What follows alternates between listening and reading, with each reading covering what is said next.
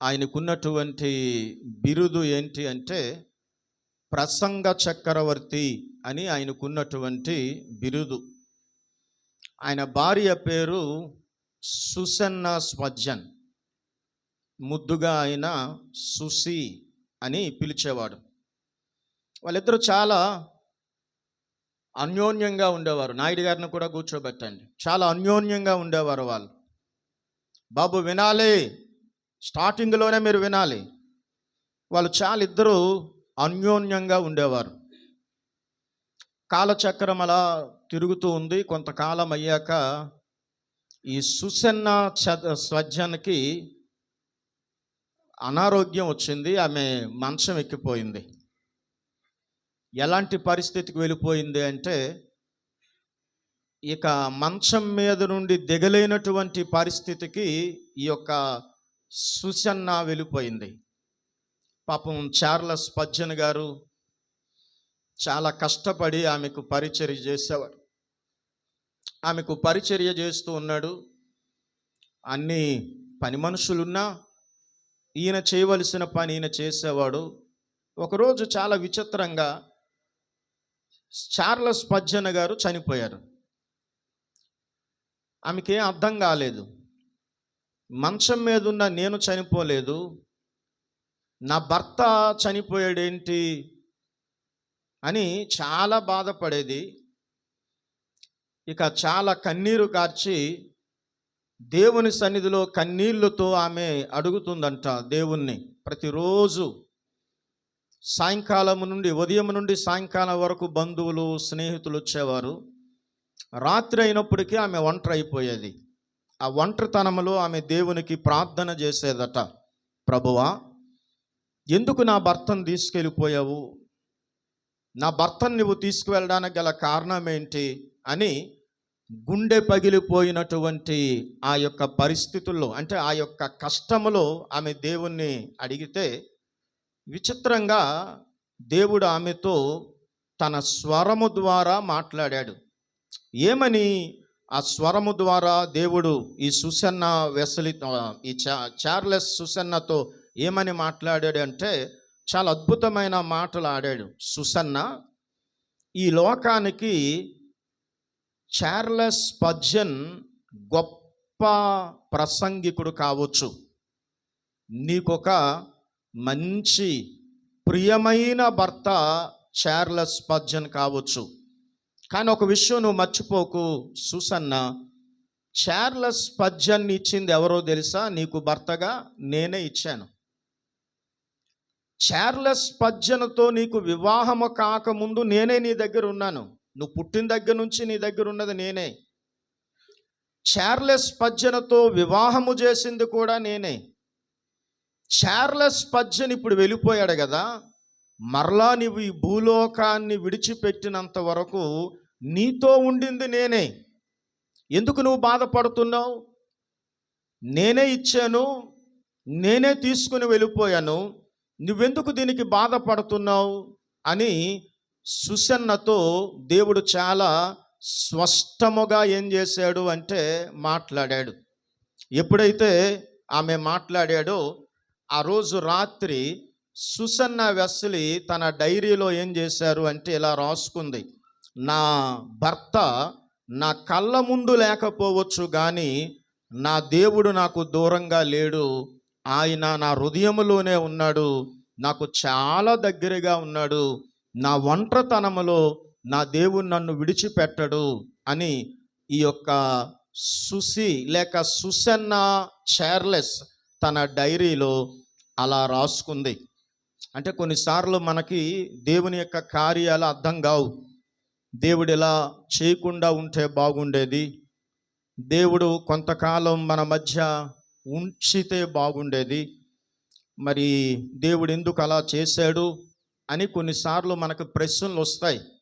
కానీ బైబిల్లో ఒక మాట ఉంది, అవును కానీ ఓ మనుష్యుడా దేవునికి ఎదురు చెప్పుటకు నీవు ఎవడవు అని ఉంది. కాబట్టి ఈరోజు దేవుని యొక్క మాటలు కొంతసేపు మనం ధ్యానము చేసుకుందాం. కీర్తనలు, బైబిల్ గ్రంథాలు ఉన్నటువంటి వారు దయచేసి కీర్తనల గ్రంథాన్ని తెరవండి. 34వ కీర్తన 18వ చరణాన్ని మనం చదువుకొని ముందుకు వెళ్దాం. అందరం కలిసి చదువుకుందాం. 34వ కీర్తన 18వ చరణాన్ని మనందరం కలిసి చదువుకుందాం. బైబిల్ ఉన్నవారు మీరు కూడా చదవండి, నేను కూడా చదువుతాను. విరిగిన హృదయము గల వారికి యెహోవా ఆసన్నుడు, నలిగిన మనస్సు గల వారిని ఆయన రక్షించును. దేవుడి వాక్యాన్ని మన వినికిడిలో దీవించునుగాక. ఒకప్పుడు నాయుడు గారు శ్రీదేవి గారి కోసం ఆలోచన చేస్తే వారిద్దరూ కలిసి కూర్చున్నటువంటి చోటు ఇప్పుడు ఖాళీగా కనిపిస్తూ ఉంటుంది. ఖాళీగా. అలాగే వారు కలిసి ప్రార్థించినటువంటి ఆ రూము ఈరోజు ఎలా ఉంటుంది అంటే, నాయుడు గారు ఒక్కరే ప్రార్థన చేస్తూ ఉంటారు. వారు కలిసి తిన్నటువంటి జ్ఞాపకాలు హృదయంలో మెదులుతూ ఉంటాయి. వారు ఇంచుమించు 41 సంవత్సరం కలిసి ఉన్నారు. ఈ 41 సంవత్సరాలు జ్ఞాపకాలు, కొన్ని వేల జ్ఞాపకాలు నాయుడు గారి యొక్క హృదయంలో ఉండొచ్చు. వారు కలిసి చేసిన ప్రయాణాలు కావచ్చు, వారు కలిసి చేసిన మరి ఇంకా మంచి పనులు కావచ్చు, వారు కలిసి వాక్య ధ్యానము చేసిన విషయాలు కావచ్చు, వారు కలిసి మందిరానికి వచ్చినటువంటి విషయాలు కావచ్చు, ఇవన్నీ జ్ఞాపకాలు ఉంటాయి. ఇవన్నీ గుర్తొస్తూ ఉంటే నిజానికి చాలా బాధ అనిపిస్తుంది, చాలా బాధ అనిపిస్తుంది. ఎందుకంటే ఈ ఇంచుమించు 69-70 వరకు ఉండొచ్చు నాయుడు గారికి. ఈ వయస్సులో జీవిత భాగస్వామిని లేక భార్యను కోల్పోవడం చాలా బాధాకరమైన విషయం. ఆ లోటును ఎవరు కూడా ఒక విధంగా తీర్చలేనిది. ఆ లోటు ఎవరు కూడా ఏం చేయలేరు చెప్పండి.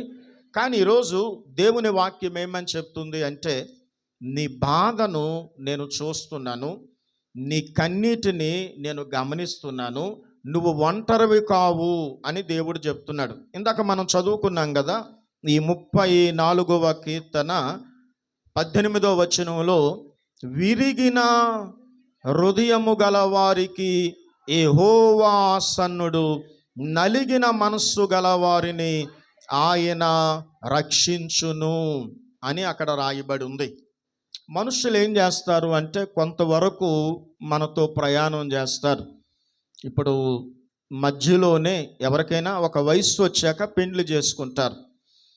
ఈ మధ్యలో వచ్చినటువంటి భార్య కానివ్వండి, మధ్యలో వచ్చినటువంటి భర్త, అంటే 20, 22, 25, 30 సంవత్సరాల వయసులో పెళ్లి చేసుకుంటారు. వారు కొద్ది కాలం ఉండి వాళ్ళు ఏం చేస్తారు అంటే వెళ్ళిపోతారు. భర్త ముందు వెళ్ళొచ్చు, భార్య ముందు వెళ్ళొచ్చు. పిల్లలు కూడా మనకు మధ్యలోనే వచ్చారు. పెళ్లి చేసుకునేక మీకు పిల్లలు వచ్చారు. మీరు పుట్టుకతోనే మీ పిల్లలు మీతో రాలేదు కదా. ఈ పిల్లలు కూడా మధ్యలో వచ్చిన వాళ్ళు కూడా మధ్యలోనే వెళ్ళిపోవచ్చు. అంటే కొన్నిసార్లు చివరి వరకు మనతో పాటు ఉండేవాళ్ళు ఎవరు అని మనకి కొన్నిసార్లు అనిపిస్తూ ఉంటుంది. ఇప్పుడు నాయుడు గారి కోసం ఆలోచన చేస్తే, పగలందరూ ఉంటారు, చుట్టాలు రావచ్చు, బంధువులు రావచ్చు, సంఘస్థులు చాలామంది వెళ్ళి ఆదరిస్తూ ఉన్నారు. కానీ రాత్రిపూట ఆయన గుండె చప్పుడు ఆయనకి వినబడుతూ ఉంటుంది. ఆ నిశ్శబ్దమైనటువంటి రాత్రి, అందరూ సాయంకాలం వరకు ఉంటారు, లేక రాత్రి 9 వరకు ఉంటారు, 9 తర్వాత వెళ్ళిపోతారు. ఆ నిశ్శబ్దమైన రాత్రి ఆయన గుండె సవ్వడి ఆయనకు వినబడుతూ ఉంటుంది. అంటే ఒక విధంగా ఒంటరితనము అనేది బాధిస్తూ ఉంటుంది. ఒకవేళ ఆమె ఉంటే మాట్లాడుకోవచ్చు కదా, మాట్లాడాలి అనిపిస్తుంటుంది. కొన్నిసార్లు అనిపిస్తుంది, ఇంకొక సంవత్సరం ఉన్నా బాగుండేది, ఇంకొక 6 నెలలు ఉన్నా బాగుండేది, పోనీ 3 నెలలు ఉన్నా కూడా బాగుండేది, ఏమీ చెప్పకుండానే నాతో వెళ్ళిపోయింది అన్నటువంటి బాధ కూడా మనకు అనిపిస్తుంది. నిజానికి జీవితాంతం మనతో పాటు ఉండేది ఎవరు అంటే, బైబిల్ మనకి ఇలా సమాధానం చెబుతుంది. 147వ కీర్తన, దయచేసి 147వ కీర్తన మీరు తెరవండి, 3వ వచనాన్ని చదవండి. గుండె చెదరిన వారిని ఆయన బాగు చేయువాడు, వారి గాయములను కట్టువాడు. గుండె చెదరిన వారిని ఆయన బాగు చేయువాడు, వారి గాయములను కట్టువాడు అని రాయబడి ఉంది. మనుషులు ఏం చేస్తారు అంటే, మనకు బయట ఏమైనా గాయాలు అయితే వారు ఆ గాయాలు కట్టడానికి, ఆ గాయాలు మాన్పడానికి, ఆ గాయాల్ని బాగు చేయడానికి ప్రయత్నం చేస్తారు. మరి హృదయములో అయిన గాయాన్ని ఎవరు మాన్పుతారు? హృదయములో అయినటువంటి ఆ గాయాన్ని ఆ బాగు చేసే శక్తి ఎవరికి ఉంది? హృదయములో ఉన్నటువంటి గాయాన్ని నయము చేసే శక్తి ఎవరికి ఉంది అంటే ఒక్క దేవునికి మాత్రమే ఉంది. అందుకే ఆయన చాలా స్పష్టంగా యేసు ప్రభు వారు చెబుతున్నారు. ఏమని చెబుతున్నారు అంటే, గుండె చెదరిన వారిని ఆయన బాగు చేస్తాడు, వారి గాయాలను ఏం చేస్తాడు? కడతాడు. ఎంత మంచి దేవుడో చూసారా? యేసు ప్రభు వారు కేవలం గాయములను కట్టే దేవుడు మాత్రమే కాదు, మన బాధను కూడా అర్థము చేసుకునే దేవుడు యేసు ప్రభు వారు. అంటే మన బాధ ఆయనకు అర్థమవుతుందంటే అర్థమవుతుంది ఆయనకి మన బాధ. ఎలా అర్థమవుతుంది మన బాధ? ఇప్పుడు ఈ వయస్సులో భార్య చనిపోయాడు కదా, భార్య చనిపోయింది. ఆ బాధ ఎలా అర్థమవుతుందంటే దేవునికి అర్థమవుతుంది. దీనికి ఉదాహరణగా బైబిల్లో మంచి ఉదాహరణ మనకి యోహాను శుభవార్త 11వ అధ్యాయంలో అద్భుతమైనటువంటి ఉదాహరణ మనకు అక్కడ రాయబడి ఉంది. యోహాను శుభవార్త బైబిల్ ఉన్నవారు 11వ అధ్యాయం మనం తెరిచినట్టయితే కొన్ని విషయాలు అక్కడ రాయబడ్డాయి. 35వ వచనం ఒక్కసారి చదవండి. యేసు కన్నీళ్లు విడిచాను. ఇక్కడ ఏమైంది అంటే, బెతనియా అనే ఒక ఊరుంది. ఆ ఊరిలో మార్తా, మరియా, లాజరు అని ఒక ముగ్గురు, ఇద్దరు అక్క చెల్లెళ్ళు, ఒక సహోదరుడు, ముగ్గురు ఉండేవారు. యేసు ప్రభు వారంటే వాళ్ళకి చాలా ఇష్టం. యేసు ప్రభు వారికి కూడా వాళ్ళంటే ఇష్టం.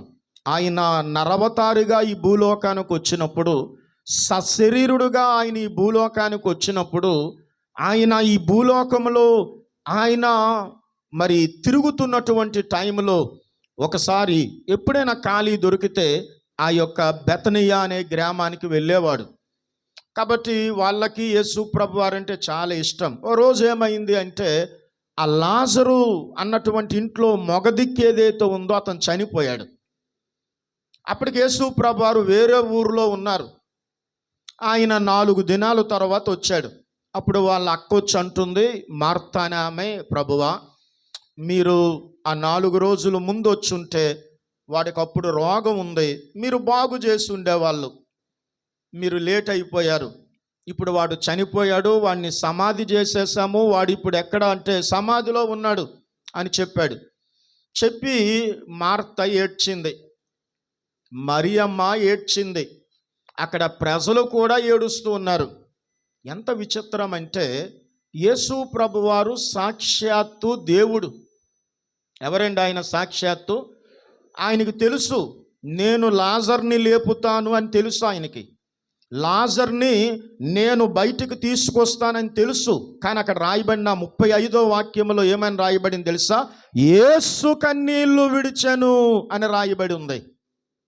అంటే ఆయన లేపుతాడని తెలుసు కదా, ఎందుకు కన్నీళ్లు విడిచాడు అంటే, నీ బాధలో ఆయన కూడా బాధ పంచుకోవడానికి, నువ్వు బాధపడుతుంటే ఆయన కూడా బాధపడతాడు అన్న విషయం మనకు అర్థమవ్వడానికి యేసు కన్నీళ్లు విడిచాను అని అక్కడ రాయబడి ఉంది. యేసు ప్రభు వారు ఏం విడిచాడు? ఈలోపు ఆ సమాధి దగ్గరకు వచ్చాడు, లాజరు బయటికి రా అన్నాడు. అంతే, చచ్చిపోయి 4 రోజుల కంటే ఎక్కువైన లాజరు బయటకు వచ్చాడు.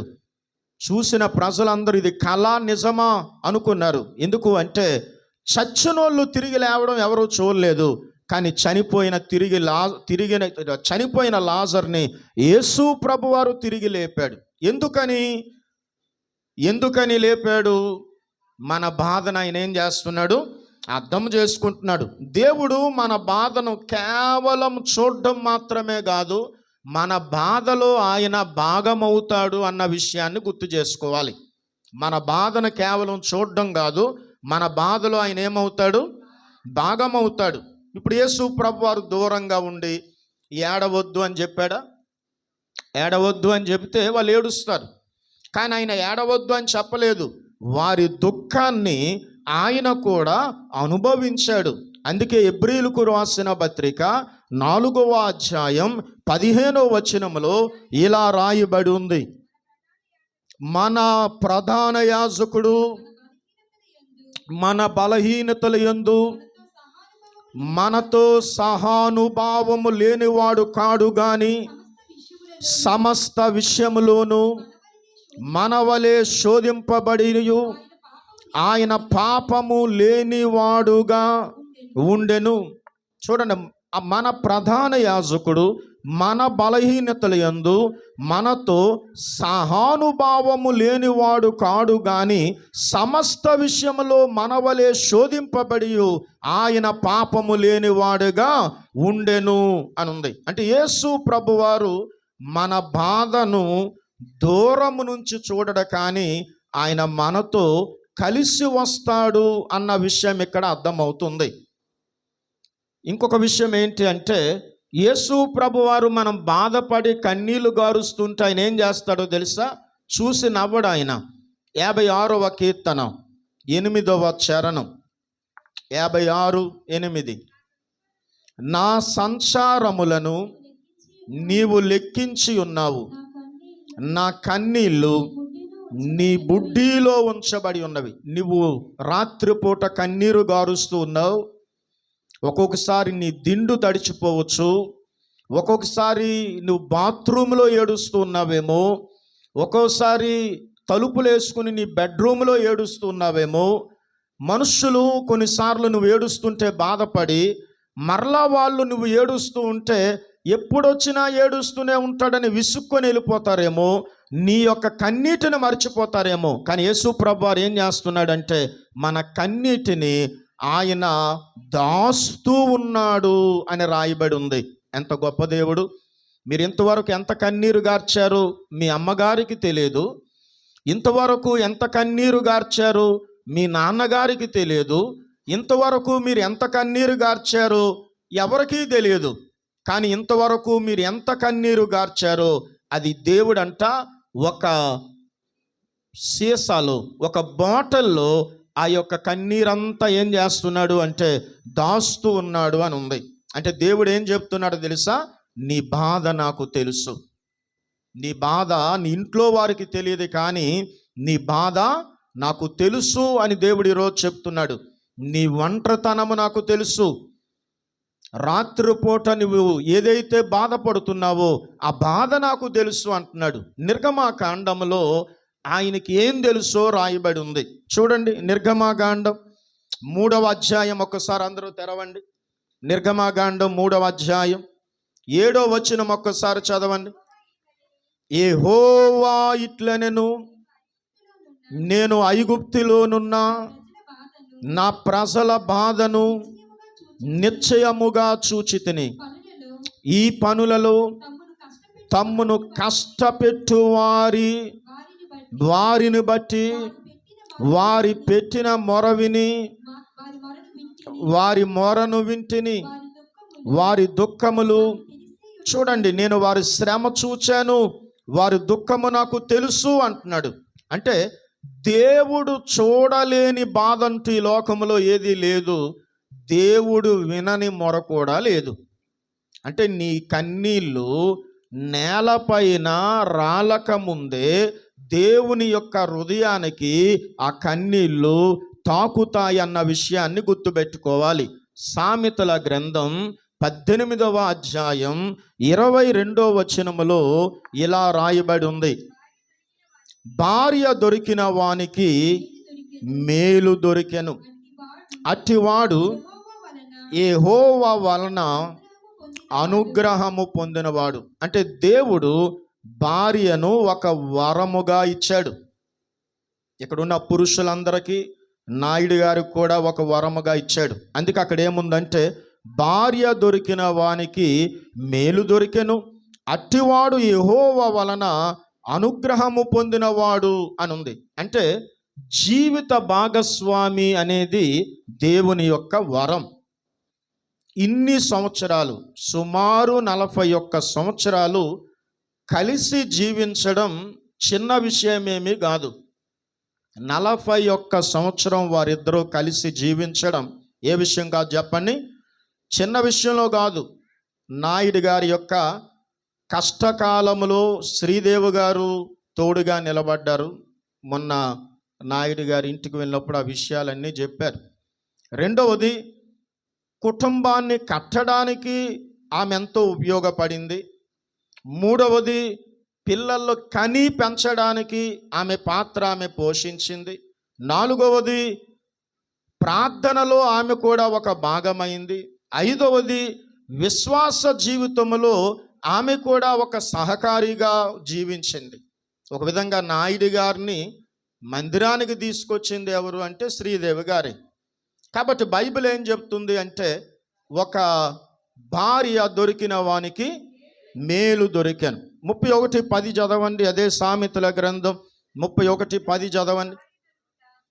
గుణవతి అయిన భార్య దొరుకుట అరుదు, అట్టిది ముత్యములు కంటే అమూల్యం. ముత్యములు కంటే అమూల్యమైన భార్య అని అక్కడ రాయబడి ఉంది. ఈరోజు నాయుడు గారు ఎంత బాధపడడానికి కారణం, లేకపోతే కొంతమంది భార్యలు చనిపోతే, అబ్రహాం భార్య చనిపోతే అబ్రహాం ఏడ్చినట్టుగా ఉంది బైబిల్లో. అబ్రహాము శ్రోకించాడు, కన్నీళ్లు గార్చాడు. శారా 127 సంవత్సరాల వయసులో చనిపోయింది. ఎందుకు అబ్రహాం ఏడ్చాడు అంటే, వారిద్దరి మధ్య ఉన్నటువంటి ప్రేమ, అనురాగం. ప్రేమ ఎక్కువ ఉన్న చోట బాధ ఉంటుంది. ఏముంటుంది చెప్పండి? విలువైన దాన్ని కోల్పోయినప్పుడు సహజంగా కన్నీళ్ళు వస్తాయి. యేసు ప్రభు కూడా ఏడ్చాడు అని ఇందాక మనం చూసాం. ప్రేమ లోతుగా ఉన్న చోట బాధ కూడా ఎలా ఉంటుంది అంటే లోతుగానే ఉంటుంది. కానీ ఒక విషయం గుర్తుపెట్టుకోవాలి, దేవుడు ఒంటరిగా విడిచిపెట్టడు. నాయుడు గారిని కానీ, ఇక్కడ ఎవరైనా భార్యలు పోగొట్టుకున్న వాళ్ళు ఉన్నా, భర్తలు పోగొట్టుకున్న వాళ్ళు ఉన్నా, దేవుడు మిమ్మల్ని ఒంటరిగా విడిచిపెట్టడు. బైబిల్ గ్రంథంలో మరొకసారి కీర్తనల్లోకి దయచేసి రండి, లేకపోతే యెషయా గ్రంథం చదవండి, క్లియర్గా ఉంది. 41వ అధ్యాయం 10వ వచనం. భూదిగంతముల నుండి నేను పట్టుకొని దాని కొనల నుండి పిలుచుకొనిన వాడా, నీవు నా దాసుడవనియు నేను నిన్ను ఉపేక్షింపక ఏర్పరుచుకుంటుననియు నేను నీతో చెప్పి ఉన్నాను. నీకు తోడై ఉన్నాను, భయపడకము, నేను నీ దేవుణ్ణి ఉన్నాను. దిగులు పడకము, నేను నిన్ను బలపడుతును, నీకు సహాయము చేయువాణ్ణు. ఇది దేవుని వాగ్దానం. భయపడకు, నీకు నేను తోడుగా ఉంటాను. దిగులు పడకు. ఏమంటున్నాడు ఆయన? నేను నిన్నేం చేస్తాను? బలపరుస్తాను అని దేవుడు తన వాక్యము ద్వారా సెలవిస్తూ ఉన్నాడు. మరి ఇక లోపలికి రానివ్వకండి. ఎవరు వచ్చినా ఇక డిస్టర్బెన్స్ తప్ప ఇక లాభం లేదు. అక్కడే కూర్చోబెట్టాను. కాబట్టి దేవుడు భయపడొద్దు అని చెప్తున్నాడు. అప్పలస్వామి గారు, మీరు వినట్లేదు. వచ్చిన వాళ్ళు పోయిన వాళ్ళు దుక్కు చూసుకుని పోతున్నారు. మీరు వినండి. ద్వితీయోపదేశకాండం 31:8. మీ ముందర నడుచువాడు యెహోవా, ఆయన నీకు తోడయుండును, ఆయన నిన్ను విడువడు, నిన్ను ఎడబాయడు. చూడండి, నీ ముందురు నడుచువాడు యెహోవా, ఆయన నీకు తోడయుండును, ఆయన నిన్ను విడవడు. మనుషులు విడిచిపెట్టేస్తారు, మనం సంపాదించిన డబ్బు విడిచిపెట్టేస్తుంది, మన ఆరోగ్యం విడిచిపెట్టేస్తుంది, మన ఘనత విడిచిపెట్టేస్తుంది, మన స్నేహితులు విడిచిపెట్టేస్తారు. కానీ మనల్ని విడిచిపెట్టని వాడు ఎవరు చెప్పండి? దేవుడు. 68వ కీర్తన 5వ మాట దయచేసి ఒకరు చదవండి. తన పరిశుద్ధ ఆలయమందుండు దేవుడు తండ్రి లేని వారికి తండ్రియు విధవరాండ్లకు నాయకర్త అయి ఉన్నాడు. దేవుడు తండ్రి లేని వారికి తండ్రిగా ఉంటాడు, విధవరాండ్లకు ఆయన నాయకర్తగా. అంటే భార్య చనిపోయిన వారికి, భర్త చనిపోయిన వారికి ఆయన ఎలా ఉంటాడు అంటే నాయకర్తగా ఉంటాడు. దేవుడు ఒక భక్తుడు ఎలా అన్నాడు, దేవుడంట ప్రత్యేకముగా ఒంటరిగా ఉన్న వాళ్ళ దగ్గర ఆయన ఎక్కువ ఉండడానికి ఇష్టపడతాడంట. ఒంటరిగా అంటే ఇద్దరు ముగ్గురు ఉన్న వాళ్ళ దగ్గర ఉండడానికి అక్కడ ఉంటాడు. అంటే ఒక ఆదరణకరమైన మాట ఏంటంటే, ఒంటరిగా ఉన్న వాళ్ళు ఎక్కువ ప్రార్థన చేస్తూ ఉంటారు, ఒంటరిగా ఉన్న వాళ్ళు ఎక్కువగా బైబిల్ చదువుతూ ఉంటారు, ఒంటరిగా ఉన్న వాళ్ళు ఎక్కువగా దేవునితో గడుపుతారు. కనుక ఎక్కువగా దేవుని సన్నిధి వారి దగ్గర ఉంటుంది. మనుష్యులు ఎప్పుడూ మన దగ్గర ఉండకపోవచ్చు, పిల్లలు ఎప్పుడూ కూడా మన దగ్గర ఉండకపోవచ్చు, బంధువులు తమ పనుల్లో వాళ్ళు ఉంటారు, కానీ దేవుడు ఎప్పుడూ మన దగ్గర ఉంటాడు. అర్ధరాత్రి ఉంటాడు, నిశ్శబ్దమైన రాత్రుల్లో ఉంటాడు, అంధకారంలో ఉంటాడు. ఎప్పుడూ కూడా మనతో ఉండేది ఎవరు చెప్పండి? దేవుడు. ఇక విశ్వాసులు ఇక నేర్చుకోవాల్సిన ఒక విషయం ఏంటంటే, తెస్సలోనికీయులకు రాసిన పత్రిక, విశ్వాసులు మరణము అనేది అంతిమము కాదు అన్న విషయాన్ని మనము గమనించాలి. విశ్వాస జీవితం జీవిస్తున్న మనం 4వ అధ్యాయం 13, 14 వచనాలు. సహోదరులారా, నిరీక్షణ లేని ఇతరుల వలె మీరు దుఃఖపడకుండు నిమిత్తము నిద్రించుచున్న వారిని గూర్చి మీకు తెలియకుండుట మాకిష్టము లేదు. నిద్రించిన వారి విషయమే మీరు దుఃఖపడకుండు నిమిత్తము అని ఉంది. అక్కడ ఏమని ఉందండి? నిద్ర అంటే బైబిల్లో ఎక్కువ మరణాన్ని నిద్రతో పోల్చారు. కాబట్టి నిద్రించిన వారిని గురించి, అంటే చనిపోయిన వారిని గురించి దుఃఖపడకూడదు అంటున్నాడు. ఎందుకు ఆ మాట అంటున్నాడు అంటే, ఒక యేసుక్రీస్తు ప్రభువారిని నమ్ముకున్నటువంటి ఒక విశ్వాసకి మరణము అనేది ముగింపు కాదు. మరణము అనేది ఏం కాదండి, ముగింపు కాదు. అది పరలోకానికి ఒక ద్వారం.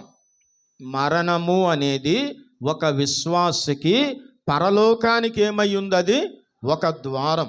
అందుకే యోహాను శుభవార్త 14వ అధ్యాయం 1 నుంచి 3 మాటలు చదువుకుందాం. మీ హృదయములు కలవరపడనీయుకుడి, దేవుని యందు విశ్వాసముంచి ఉన్నారు, నా యందును విశ్వాసముంచుడి. నా తండ్రి ఇంట అనేక నివాసములు కలవు, లేని ఎడల మీతో చెప్పుదును, మీకు స్థలము సిద్ధపరచ వెళ్ళుచున్నాను. దేవుడు ఏమంటున్నాడు? మీకు స్థలము సిద్ధపరచ వెళుతున్నాను. నేను పరలోకాన్ని మీకోసం సిద్ధం చేస్తున్నాను. నేను ఎక్కడుంటానో మీరు అక్కడ ఉంటారు, నేనుండు స్థలములో మీరు కూడా ఉంటారు. అంటే మరణము అనేది జీవితం ముగింపు కాదు. మరణము అనేది పరలోకపు ప్రవేశ ద్వారం. చెప్పండి, మరణం అనేది ఏంటి? పరలోక ప్రవేశ ద్వారం. ప్రకటన గ్రంథం 21వ అధ్యాయం 4వ వచనం. ఆయన వారి కన్నుల ప్రతి బాష్ప బిందువును తుడిచివేయును, మరణము ఇక ఉండదు, దుఃఖమైనను ఏడ్పైనను వేదన అయినను ఇక ఉండదు, మొదటి సంగతులు గతించిపోయినని సింహాసనమందు ఆసీనుడై ఉన్నవాడు చెప్పుట వింటిని. ఈరోజు మనం కన్నీళ్ళతో విడిపోతూ ఉన్నాం. అంటే ఆ సమాధి పెట్టెలో పెట్టేటప్పుడు, ఆ బాక్స్ని మట్టిలో పూడ్చేటప్పుడు, లేకపోతే హైందవ ఆచారం ప్రకారం అయితే సొంత భార్యను లేక భర్తను నిప్పు పెట్టి కాల్చి బూడిద చేస్తునేటప్పుడు ఆ గుండెలు బరువై, ఆ గుండెలు ఒక విధంగా చాలా భయంకరమైన బాధతో మనము విడిపోతూ ఉంటాం.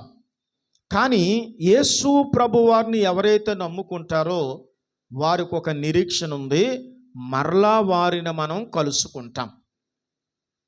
చెప్పండి, మరలా చనిపోయిన మన వారిని మనం ఏం చేస్తాం అంటే, విశ్వాసులు విడిపోవడం అనేది శాశ్వత కాలము కాదు, కొంతకాలం మాత్రమే మనం విడిపోతున్నాం. ఒకరోజు శ్రీదేవి గారిని మనం చూస్తాం, ఒకరోజు నాన్నగారు కూడా చనిపోయారు కదా, నాన్నగారిని కూడా చూస్తాం.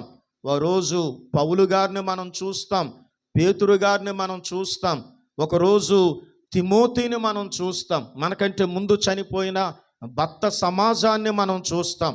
కాబట్టి దేవుడు అంటున్నాడు, మీ బాధ నాకు తెలుసు, నేను మీతోనే ఉన్నాను. అందుకే రోమీయులకు రాసిన పత్రిక 8వ అధ్యాయం 38-39 చదవండి. మరణమైనను జీవమైనను దేవదూతలైనను ప్రధానులైనను ఉన్నవి అయినను రాబోవనైనను అధికారులైనను ఎత్తైనను లోతైనను సృష్టింపబడిన మరి ఏదైనను మన ప్రభువైన యేసుక్రీస్తు నందలి దేవుని ప్రేమ నుండి, అంటే మరణము కూడా దేవుని ప్రేమ నుంచి మనల్ని ఏం చేయలేదు, ఎడబాపలేదు. ఎందుకంటే ఒకరోజు మనం మన వారిని కలుసుకుంటాం.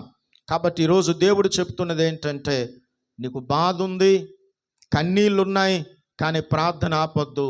ఒంటరివారిగా ఉన్నారు, కానీ యేసుక్రీస్తు ప్రభువుని విడిచిపెట్టొద్దు అని దేవుడు చెబుతున్నాడు. సంఘానికి ఒక అద్భుతమైన నిరీక్షణ దేవుడిచ్చాడు.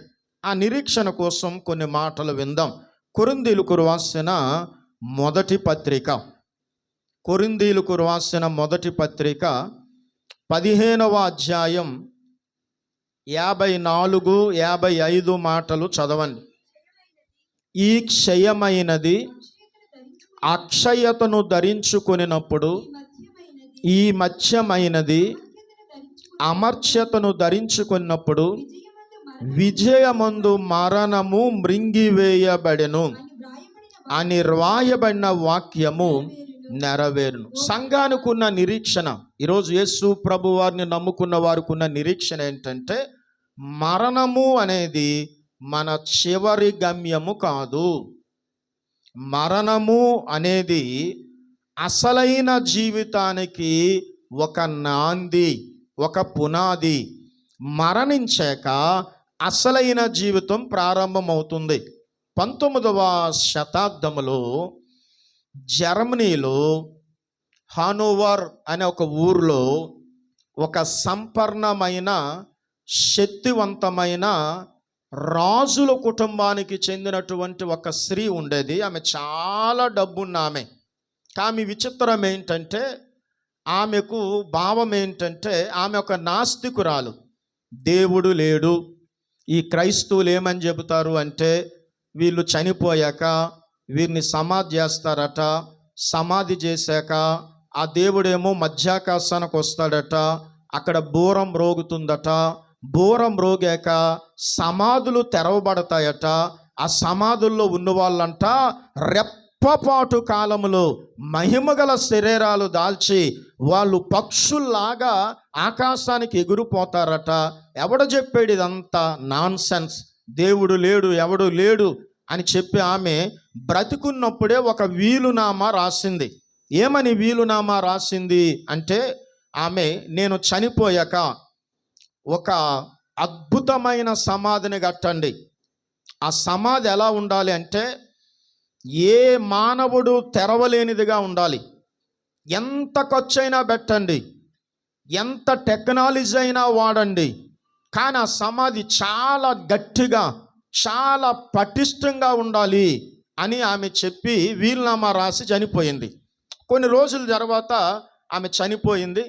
కాబట్టి వాళ్ళు చాలా డబ్బు ఖర్చు పెట్టి గ్రానైట్ లారీలతో గ్రానైట్ రాయి తెప్పించి ఆమె సమాధిని చాలా అద్భుతంగా లింక్ చేసి, దానికేమో చాలా దృఢమైనటువంటి ఇనప కడ్డీలు తీసుకొచ్చి సీసముతో దాన్ని అతికి పెద్ద పెద్ద రాళ్ళు, గ్రానైట్ రాళ్ళు ఆ సమాధి మీద పొదిగి ఇక కదిలించలేరు అన్నమాట ఏ మానవుడు.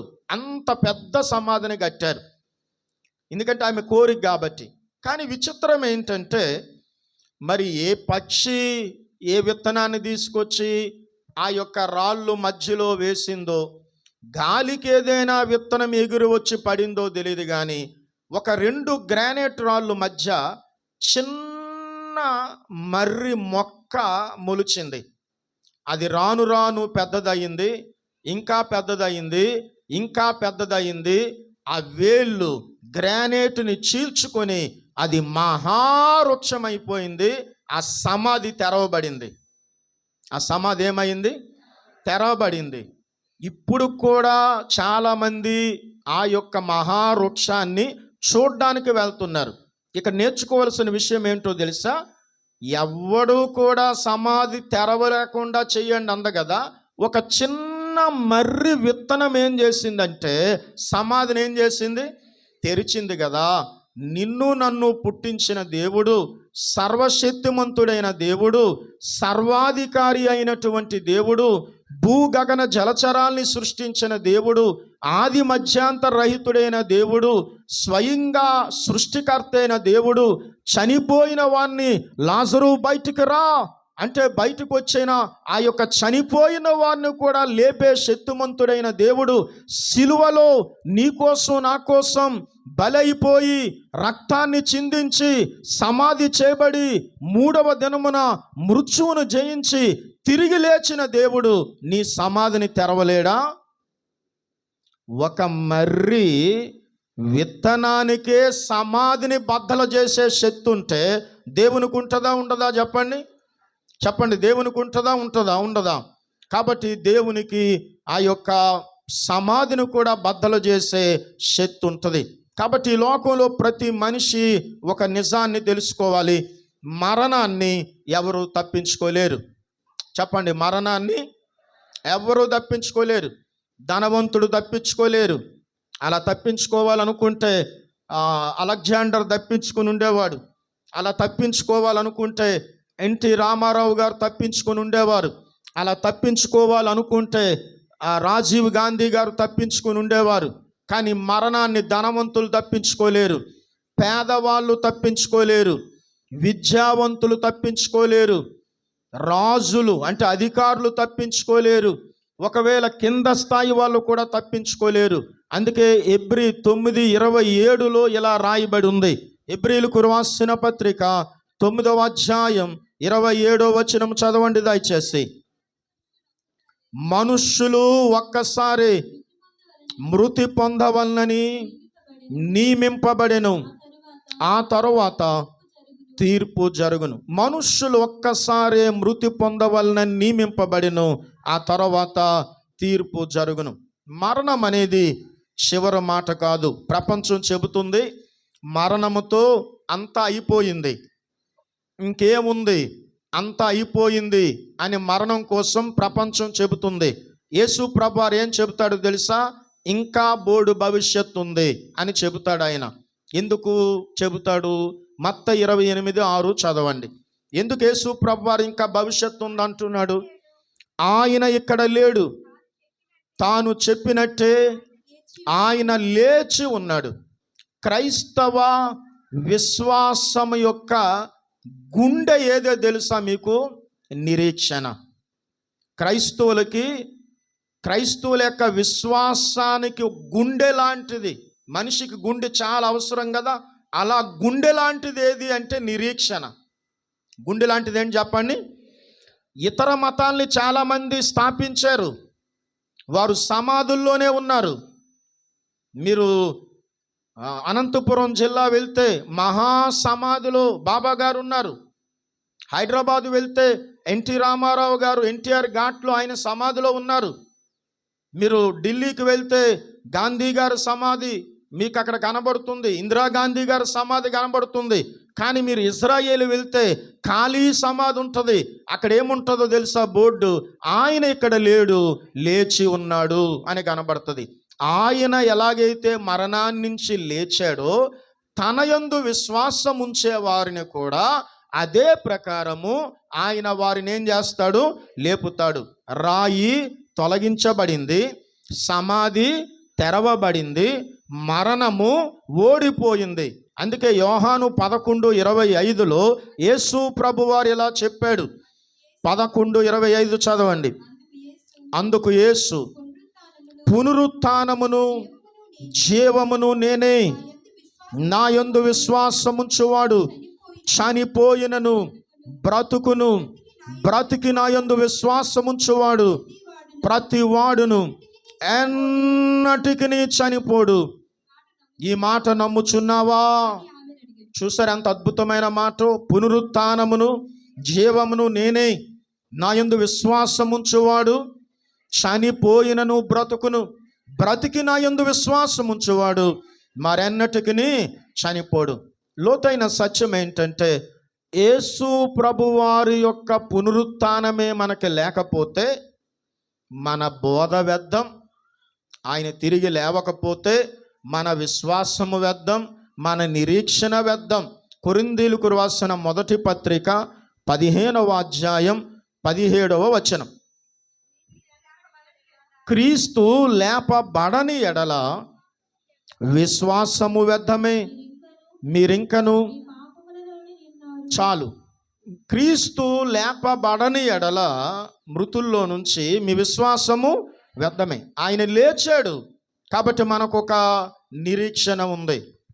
ఆయన లేచాడు కాబట్టి ఏముంది? నిరీక్షణ ఉంది. అమెరికా దేశానికి కెనడా దేశానికి మధ్యలో ఒక పెద్ద నది ఉంది.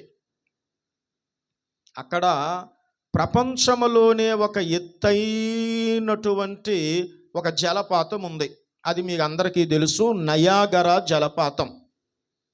అది ఎంత ఎత్తు నుంచి పడుతుందంటే మనం ఎంతో దూరంగా ఉన్న ఆ తుప్పర్లకి మనం తడిచిపోతాం. కాబట్టి వాళ్ళు ప్రత్యేకంగా కోట్లు ఇస్తారు మనకి. ఆ కోట్ వేసుకుని మనము ఒక ప్రత్యేకమైన వాడలు అక్కడ తయారు చేస్తుంటాయి. ఆ వాడల మీద వెళ్తే ఆ కోటు వేసుకున్నప్పటికీ మనం తడిచిపోతాం. అంత ఎత్తు నుంచి నీళ్లు పడుతుంది. ఒక గారడీ వాడు ఏం చేశాడంటే, ఒక మ్యూజిషియను ఈ యొక్క అమెరికా దేశం యొక్క ఒడ్డు నుండి కెనడా దేశం ఆ ఒడ్డు దగ్గర ఒక మంచి అంటే ఒక పోలు పాతి అక్కడ నుంచి యువతలకు ఒక తాడు తీసుకొచ్చి, ఒక రోపు తీసుకొచ్చి, రోపు గట్టిగా కట్టి ఆయన ఆ పోలు మీదుగా ఆ తాడెక్కి ఒక కర్ర ఇలా బ్యాలెన్స్ చేసుకుంటూ యువతల నుంచి అవతలకి వెళ్ళాడు. అందరూ చప్పట్లు విపరీతంగా కొట్టి ఇది ఒక అద్భుతం, నయాగరా జలపాతం మీద ఒక తాడు సహాయముతో, అంటే తాడు మీద ఏమీ పట్టుకోకుండా కర్రతో ఆయన బ్యాలెన్స్ చేసుకుంటూ వెళ్ళిపోయాడని చప్పట్లు కొట్టారు. అప్పుడు ఆయన ఒకటి అడిగాడు, నేను ఇటు వెళ్ళాను కదా, కెనడాకు వచ్చాను కదా, కెనడా నుంచి మరలా ఆ ఒడ్డుకి అమెరికాకు చేరుకోగలనని మీరు నమ్ముతున్నారా అంటే అందరూ చెయ్యెత్తి మేము నమ్ముతున్నాము అన్నారు. అప్పుడు ఆయన మరలా వచ్చేసాడు అమెరికా దేశానికి. అప్పుడు ఆయన ఇంకొక ప్రకటన చేశాడు, నేను మరలా వెళ్ళగలనని మీరు నమ్ముతున్నారా అన్నాడు. మేము నమ్ముతున్నాం, ఎందుకంటే నువ్వు వెళ్ళావు వచ్చావు కాబట్టి మేము నమ్ముతున్నాం. అయితే మీరు నమ్మితే ఎవరైనా నాతో రండి, నేను తీసుకొని వెళ్తాను అన్నాడు. కానీ ఒక్కరు కూడా రాలేదు. ఈరోజు మానవుల పరిస్థితి అలాగే ఉంది. యేసు ప్రభువారు చనిపోయి తిరిగి లేచాడు. నిన్ను కూడా ఆయన మరణించిన తర్వాత మహిమగల శరీరాలు నీకు ఇస్తాడు. స్వర్గానికి వెళ్ళాలంటే ఆయనే మార్గం, పరలోకానికి వెళ్ళాలంటే ఆయనే మార్గం అని ప్రజలు వింటున్నప్పటికీ ఆయన దగ్గరికి చాలామంది రాలేకపోతున్నారు. కానీ ఒక విషయం గుర్తుపెట్టుకోండి, మరణించాక ఖచ్చితంగా మనకు ఒక నిరీక్షణ ఉంది. మనం ప్రభు దగ్గర, ప్రభు యొక్క దేవదూతల వలె ఆయన దగ్గర మనం ఉంటాం. విశ్వాసకి మరణం అనేది నాశనము కాదు. ఏం కాదు? నాశనం అయిపోయింది నా జీవితం అంటుంటారు కొంతమంది. నాశనం కాదు. ప్రకటన గ్రంథం 11వ అధ్యాయం 13వ మాట, ఆ గడియలోనే ప్రభువునందు మృతునందు అంతటా ఇప్పటి నుండి ప్రభువునందు మృతునందు మృతులు ధన్యులు. చూడండి, ఎవరండి ధన్యులు? మేడమిద్దులు ఉన్న వాళ్ళు కాదు, స్థలాలు పొలాలు ఉన్నవాళ్ళు కాదు, ఆస్తి అంతస్తు ఉన్నవాళ్ళు కాదు, చదువు సంస్కారం ఉన్నవాళ్ళు కాదు. గవర్నమెంట్ జాబ్ ఉన్న వాళ్ళు కాదు. అవన్నీ ఉండడం మంచిదే, కానీ యేసు ప్రభులో ఉండి యేసు ప్రభు వారిని సొంత రక్షకుడిగా ప్రభువుగా నమ్ముకొని ఎవరైతే చనిపోతారో వారు ధన్యులు. వాక్యం ఏం చెప్తుంది? నిజమే, వారు విశ్రాంతి పొందుచున్నారు. ఏం పొందుతున్నారు అంటే ఈ యొక్క భూలోకంలో ఉన్నటువంటి ఇహలోకములో ఉన్నటువంటి ఆ శ్రమలన్నిట్లో నుంచి వారు విశ్రాంతి పొందుతున్నారు. వారికి దేవుడు మహిమగల శరీరాలు ఇస్తున్నాడు. విశ్వాసి చనిపోతే శరీరం సమాధిలో ఉంటుంది, కానీ ఆత్మ ప్రభువుతో ఉంటుంది. ఆత్మ ఎవరితో ఉంటుంది? కొరింథీ 5:8 చదవండి. కొరింథీయులకు రాసిన పత్రిక 5:8. ఇట్లు ధైర్యం, 2వ పత్రిక 5:8. ఇట్లు ధైర్యము కలిగి ఈ దేహమును విడిచిపెట్టి ప్రభువునొద్ద నివసిస్తాము. చూసారా, ఈ దేహమును విడిచిపెట్టి ఎవరి దగ్గర నివసిస్తాము అంటే, మనిషి అంటే ఎవరు అనుకుంటున్నారు మీరు? కాళ్ళు, చేతులు, ముక్కు, నోరు మనిషి అనుకుంటున్నారా? ఇది శరీరం. అసలైన మనిషి మన లోపల ఉన్నాడు. దానినే మనం ఆత్మ అంటాం. దానినే ఆత్మ అనే జీవుడు అంటారు. ఆత్మకే విలువ కానీ శరీరం కాదు. మీరు చనిపోయాక 24 గంటలు అయిపోతే శరీరం డీకంపోజ్ అయిపోద్ది. ఆ తర్వాత స్మెల్ వస్తుంది. ఆ తర్వాత నెమ్మదిగా పురుగు పడుతుంది. అందుకే చనిపోయిన ఆ వ్యక్తిని అంకుల్ చనిపోయాడు, ఆంటీ చనిపోయి ఆ రోడ్డు పక్కన యాక్సిడెంట్ అయిపోయి ఉన్నారన్నారు. డెడ్ బాడీ ఉంది, మృతదేహం ఉంది, శవం ఉంది రోడ్డు పక్కన అంటారు. అంటే నువ్వు చనిపోగానే నీ పేరు మారిపోతుంది. నువ్వు చనిపోగానే నీకు విలువ కూడా ఎవరు ఇవ్వరు. ఇంకెప్పుడు తీసుకువెళ్తారు, ఇంకెప్పుడు తీసుకువెళ్తారు అని అడుగుతారు. కారణం ఏంటంటే శరీరం ఆత్మకు ఒక అద్దిల్లు లాంటిది. ఏదో ఒక రోజు అద్దింటిని ఒక మనిషి ఖాళీ చేసినట్టు మనము కూడా ఈ శరీరాన్ని ఖాళీ చేసి ఏం చేయాలి అంటే, శరీరం సమాధిలో ఉంటుంది, ఆత్మ ఎవరి దగ్గర ఉంటుంది? దేవుని దగ్గర ఉంటుంది. మనిషి ఏం చేస్తాడు ఈ లోకంలో?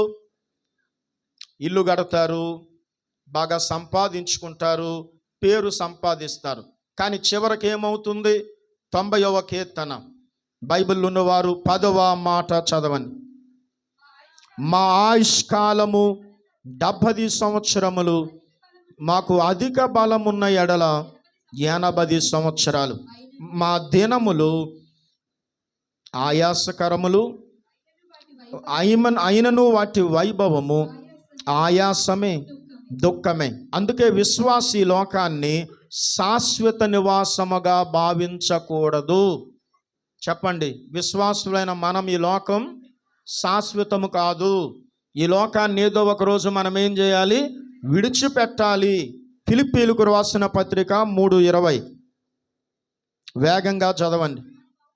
మన పౌరస్థితి పరలోకమందున్నది అని ఉంది. అంటే మన పౌరసత్వం, మన సిటిజన్షిప్ ఎక్కడుందంటే పరలోకములో ఉంది. మనం పరలోకానికి చెందిన వాళ్ళం.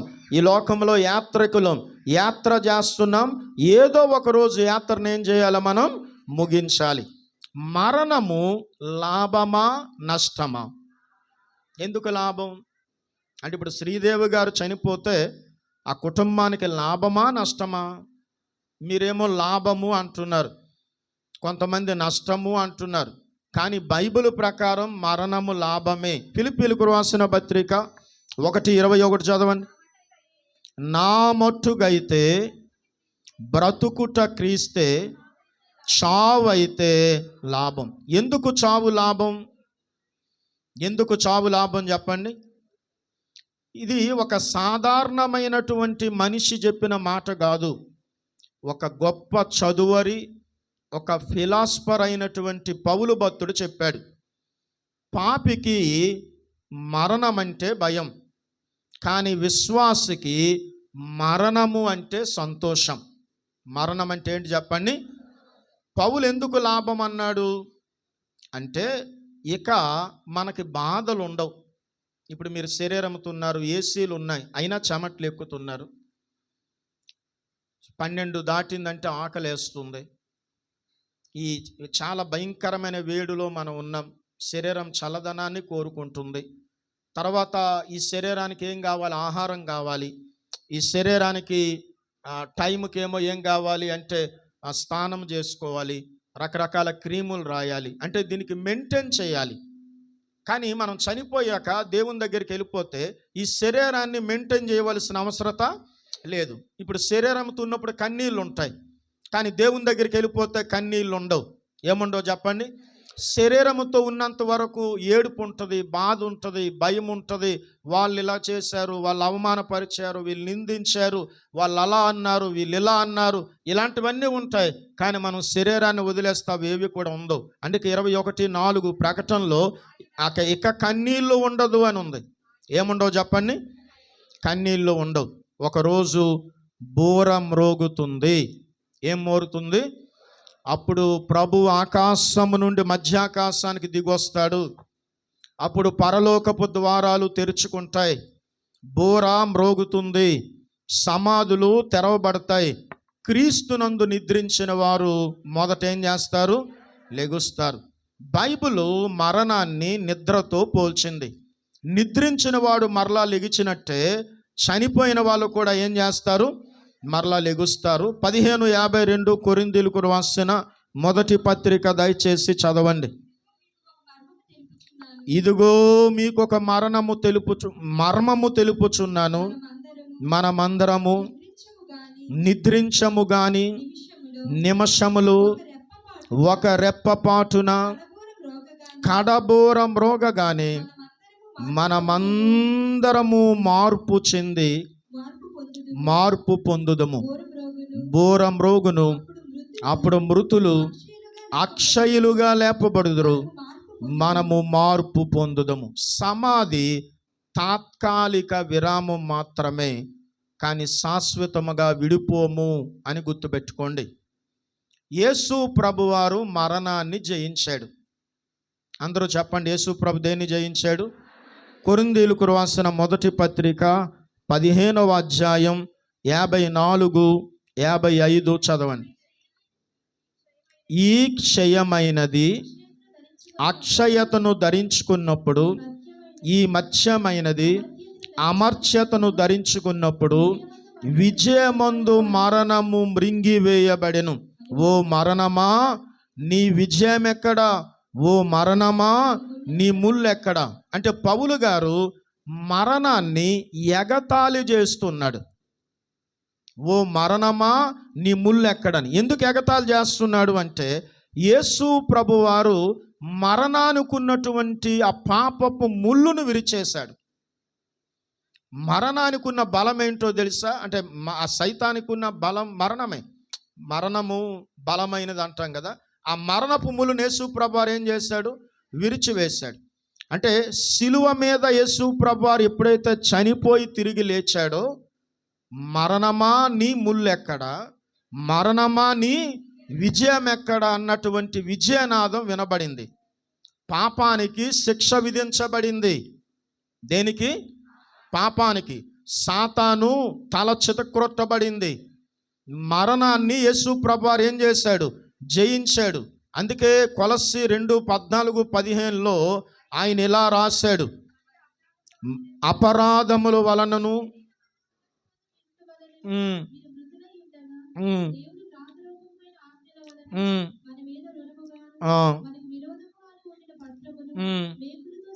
మేకులతో సిలువకు కొట్టి దాని మీద చేరాతను తుడిచివేసి మనకు అడ్డము లేకుండా దానిని ఎత్తివేసి మన అపరాధములన్నిటినీ క్షమించి ఆయనతో కూడా మిమ్ములను జీవింపచేసెను. ఆయన ప్రధానులను అధికారులను నిరాయుధులుగా చేసి సిలువ చేత జయోత్సాహముతో వారిని పట్టి తెచ్చి బాహాటముగా వేడుక కనుపరచను. అంటే అధికారులను కూడా బహిరంగముగా అపహాస్యము చేశాడు. ఎందుకంటే విశ్వాసుకున్న భయము తొలగిపోయింది. ప్రపంచం మరణాన్ని చూచి భయపడింది. కానీ యేసు ప్రభువారు ఆ మరణాన్ని ఏం చేశాడు? జయించాడు. యోబు గ్రంథం 19వ అధ్యాయం 25వ వచనం ఒకరు చదవండి. నా విమోచకుడు సజీవుడు. చెప్పండి, నా విమోచకుడు ఎవరు?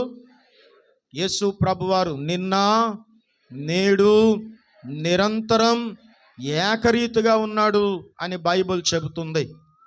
మరి ఈ నిరీక్షణ మన జీవితాన్ని ఎలా మార్చాలి?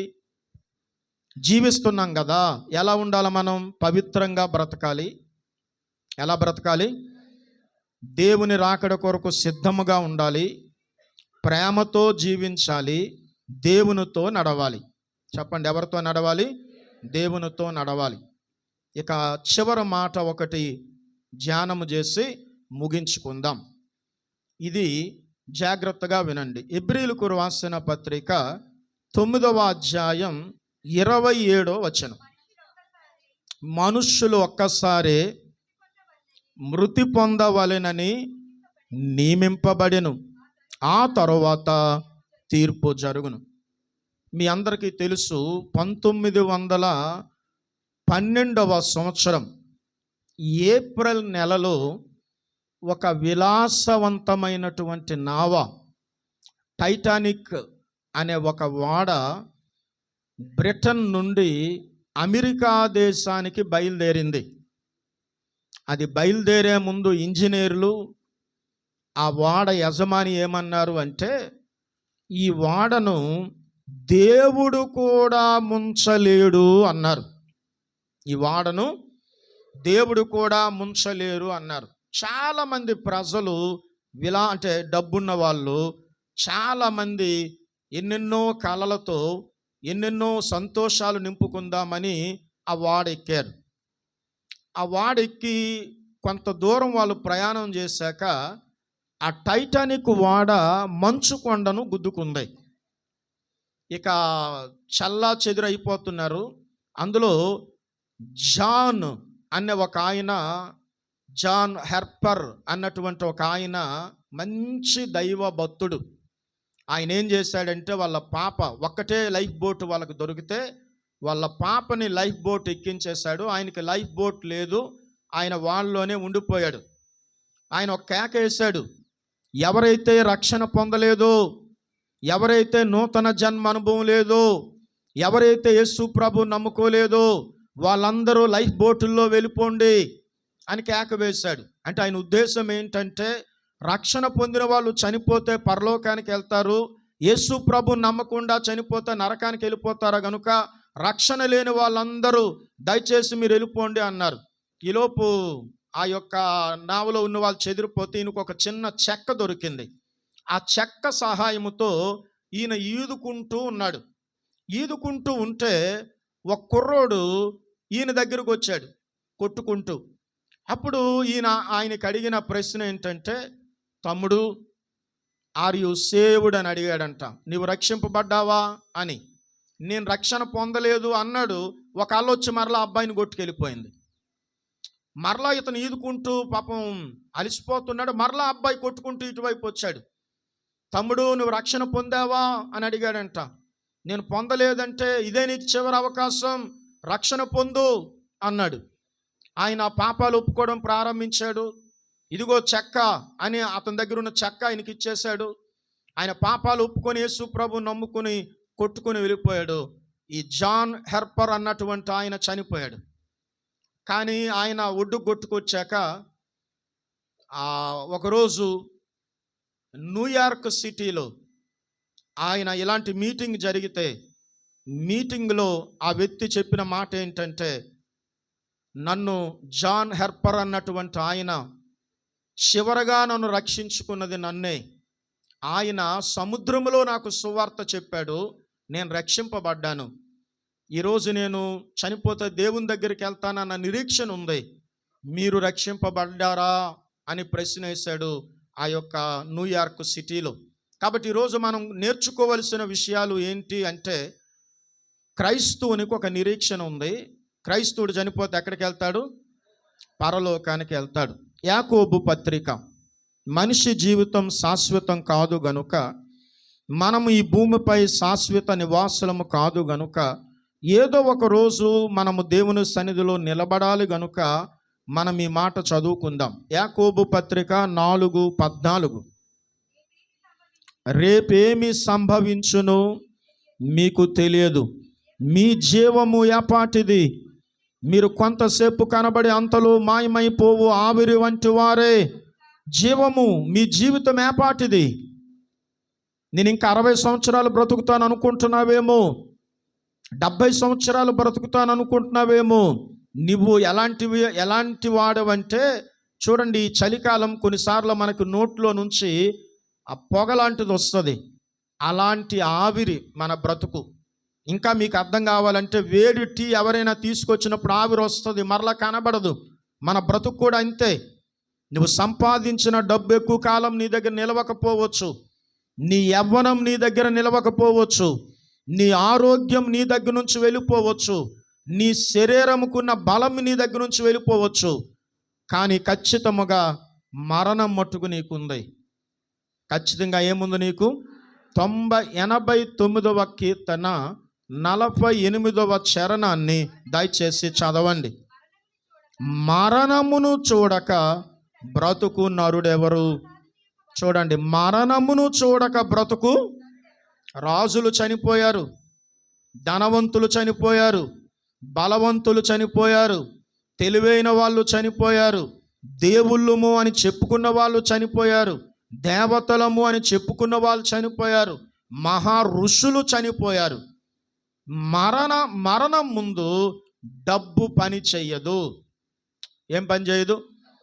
ఇందాక చెప్పాను కదా, టైటానిక్ వాడ మునిగిపోతున్నప్పుడు ఒక ఆయన దగ్గర అంట వజ్రాలు చిన్న మూట, చేతిలో వజ్రాల మూట ఉందట. ఈలోపు చనిపోయే ముందు ఆ వాడలో ఆహార పదార్థాలు ఉన్నాయి. ఆయన వజ్రాల మూట అక్కడే పెట్టి ఆ యాపిల్ పండు తీసుకొని తింటున్నాడట. అతను అన్నాడంట, యాపిల్ పండు తీసుకోవడానికి వెళ్తున్నావు అన్నాడట. ఇంకొకడు, వజ్రాల మూట ఇక్కడే వదిలేసావు, యాపిల్ కోసం పరిగెడుతున్నావు అంటే, ఒరే, నేను బ్రతకాలంటే ఆ సముద్రంలో దూకి ఈత కొట్టాలంటే బలం ఉండడానికి యాపిల్ అవసరం రా, వజ్రం నేనేం చేసుకుంటాను ఇప్పుడు అని మరలా వాడు పరిగెట్టాడట యాపిల్ కోసం. ఎందుకంటే అప్పుడు బ్రతకాలంటే వజ్రం కాదు, ఏం కావాలి? యాపిల్ కావాలి. అలాగే ఈరోజు చాలామంది డబ్బు ఉందనుకుంటున్నారు. మీ డబ్బు మిమ్మల్ని మరణం నుంచి కాపాడలేదు, డాక్టర్లు కాపాడలేరు. అలెగ్జాండర్ చనిపోయినప్పుడు ఆ యొక్క పాడిని ఎవరిని మోయమన్నాడు తెలుసా? డాక్టర్లు మోయమన్నాడు. ఎందుకంటే ఈ వైద్యులు నన్ను కాపాడలేకపోయారని ప్రజలందరూ తెలుసుకోవాలని. అలాగే మనకున్న అధికారము కానీ మనకున్న బలము కానీ మరణం నుంచి మనల్ని ఏం చేయలేదు? కాపాడలేదు. నీకు నాకు ఏముంది? మరణం ఉంది. 27వ అధ్యాయం సామెతల గ్రంథం 1వ మాట చదవండి దయచేసి. రేపటి దినము గూర్చి అతిశయపడకము, ఏ దినమున ఏది సంభవించునో అది నీకు తెలియదు అని ఉంది. పాపం యొక్క భయంకర సత్యం ఏంటంటే, ఈరోజు ప్రపంచం పాపాన్ని చాలా చిన్న విషయముగా చూస్తుంది. అదేమని చెబుతుందంటే, అందరూ పాపం చేస్తున్నారు అని చెబుతుంది. ఇది చాలా సాధారణము అని చెప్తుంది. ఇది చాలా చిన్న విషయం అని చెప్తుంది. కానీ పాపము చాలా తీవ్రమైనది. రోమీలకు రాసిన పత్రిక 3వ అధ్యాయము 23వ మాట ఒక్కసారి చదవండి. ఏ భేదమును లేదు, అందరూ పాపము చేసి దేవుడు అనుగ్రహించు మహిమను పొందలేకపోతున్నారు. అందరూ, బ్రాహ్మణుడని లేదు, ఓసీ అని లేదు, బీసీ అని లేదు, అందరూ పాపం చేసి దేవుడు అనుగ్రహించే మహిమను ఏం చేస్తున్నారు? నువ్వు పాపివి, నీకు జన్మ కర్మ క్రియా పాపాలు ఉన్నాయి, నువ్వు రహస్యంగా చేస్తున్న పాపం ఉంది, అబద్ధాలు ఆడుతూ ఉన్నావు, నువ్వు చాలా అపవిత్రతతో ఉన్నావు, నీలో చాలా ద్వేషం ఉంది, నువ్వు ఇతరులను క్షమించలేకపోతున్నావు, దేవుడు లేకుండా నువ్వు జీవిస్తూ ఉన్నావు. అయితే దాని ఫలితం ఏంటంటే, రోమా 6:23లో ఇలా రాయబడి ఉంది, ఏలయనగా పాపము వల్ల వచ్చు జీతము మరణం. పాపం వల్ల వచ్చు జీతం ఏంటి చెప్పండి? మరణం. నీ పాపానికి నువ్వు చనిపోవాలి. మరి యేసు ప్రభువారు ఏం చేస్తాడు తెలుసా? నీ జన్మ కర్మ క్రియ పాపాన్ని తన మీద వేసుకున్నాడు. ఆయనలో కామ క్రోధ మోహ లోభ మద మాత్సర్యాలు లేవు. నాలో పాపముందని మీలో ఎవరు స్థాపిస్తారని లోకానికి ఛాలెంజ్ చేశాడు. ఆయన 2 ఛాలెంజ్లు చేశాడు. మీలో ఎవరికైనా పాపము లేకపోతే, నా యందు పాపముందని మీలో ఎవరు స్థాపించునని ఒక ఛాలెంజ్ చేశాడు. మీలో పాపము లేనివాడు మొదట రాయి వేయండి అని ఇంకో ఛాలెంజ్ చేస్తే, ఈ రోజు వరకు ఒక్కడు కూడా ఆయనలో పాపం చూపించలేకపోయాడు. అయితే ఎందుకు సిలువ వేయబడ్డాడు అంటే, నీ యొక్క నా యొక్క పాపాలు తన మీద వేసుకుని ఆయన శరీరమందు మన పాపాలకు శిక్ష విధించుకున్నాడు. అందుకే యేసు రక్తము ప్రతి పాపాన్ని కడిగి పవిత్రపరుస్తుందని బైబిల్లో ఉంది. చేతకాక సిలువలో చనిపోలేదు. 3 మేకులు పీక్కోలేక చనిపోలేదు. మన పూర్వీకులైన ఆర్యులు ఏం చెప్పారు అంటే, రక్త ప్రోక్షణం పాప వినాశనం అని చెప్పారు. సహజంగా మనం ఇలా చదువుకుంటూ ఉంటాం, సర్వపాప పరిహారో రక్త ప్రోక్షణం ఆవశ్యకం, తద్రక్తం పరమాత్మైన పుణ్యదాన బలియాగం. బైబిల్లో ఏముందంటే, సాధారణముగా రక్త ప్రోక్షణ లేనిదే పాపక్షమాపణ లేదు అని ఉంది. నీకోసం యేసు ప్రభువారు సిలువలో చనిపోయాడు.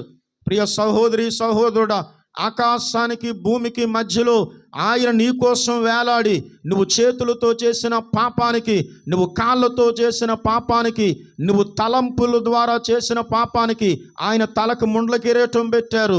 ఆయన చేతుల్లో గాయాలు అయ్యాయి. ఆయన చేతుల్లో మేకులు వేశారు. ఆయన కాళ్ళలో మేకులు వేశారు. ఆ మేకులు మన పాపాలే. నీకోసం నా కోసం ఆయన సిలువలో చనిపోయాడు. అందుకే రోమా 5:8 ఇలా దేవుడు రాయించాడు, అయితే దేవుడు మన ఎడల తన ప్రేమను వెల్లడిపరిచి ఉన్నాడు, మనమింకను పాపులమై ఉండగానే క్రీస్తు మన కొరకు చనిపోయాను. చూడండి, మనమింకను పాపులమై ఉండగానే క్రీస్తు మన కొరకు ఏమైపోయాడు? చనిపోయాడు.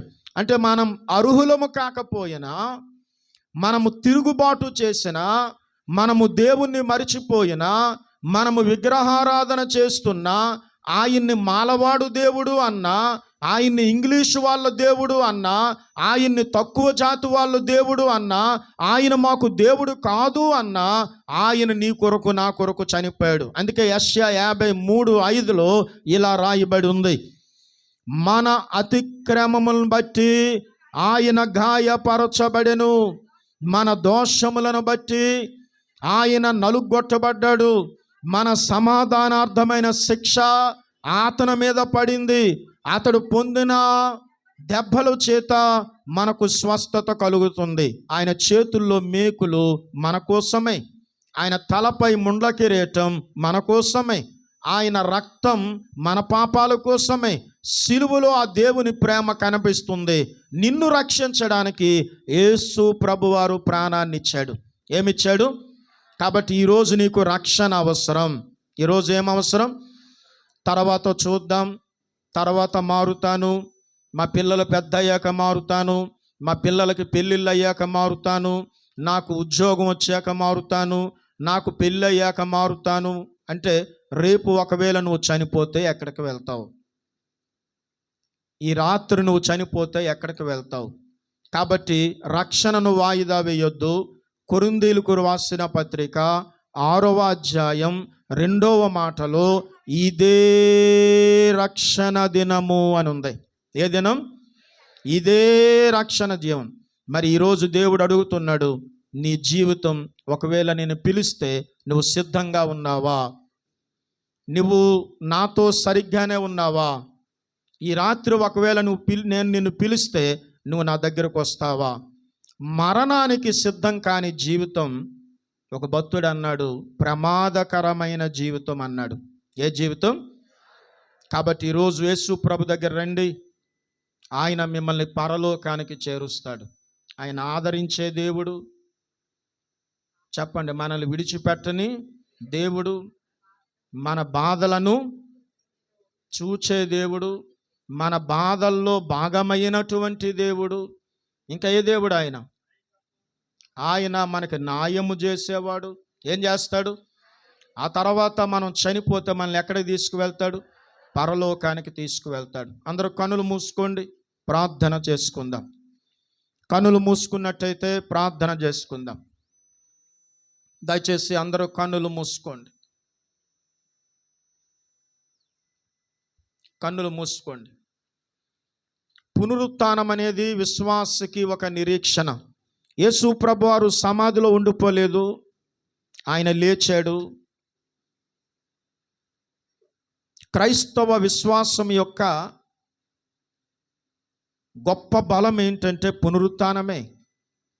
యేసు ప్రభువారు లేచినందువలన మరణం అనేది మన చివరి మాట కాదు, అంతిమ గమ్యం కాదు. విశ్వాసకి నిత్య జీవమే అంతిమ గమ్యం. అందుకే యేసు ప్రభు చెప్పాడు, పునరుత్థానమును జీవమును నేనే. ఈరోజు దేవుడు నిన్ను పిలుస్తూ ఉన్నాడు. ఈ కూడికలో దేవుడు ఖచ్చితంగా కొందరితో మాట్లాడుతున్నాడు. చాలా సంవత్సరాలుగా దేవునికి నువ్వు దూరంగా ఉన్నావు, రహస్య పాపములో ఉన్నావేమో, ఇంకా రక్షణ పొందని వాడిగా దానిగా ఉన్నావేమో, నీ హృదయం రాతి వలె బిగుసుకుపోయిందేమో.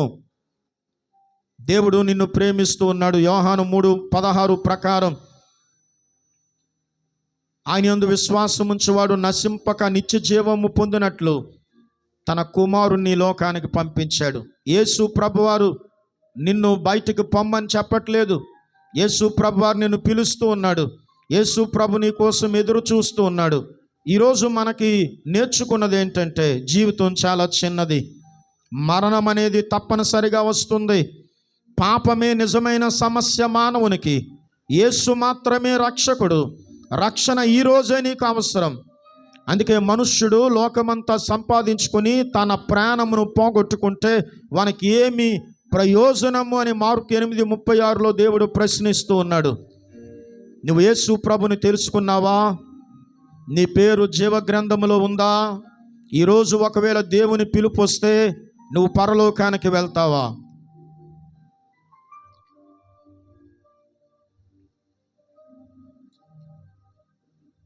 చిన్న ప్రార్థన చేసుకుందాం. అందరూ కన్నులు మూసుకోండి. చిన్న ప్రార్థన చేసుకుందాం. ఒక 2 నిమిషాలు పరిశీలన చేసుకున్నాక చిన్న ప్రార్థన మనం చేసుకుని కార్యక్రమంలో ముందుకు వెళ్దాం.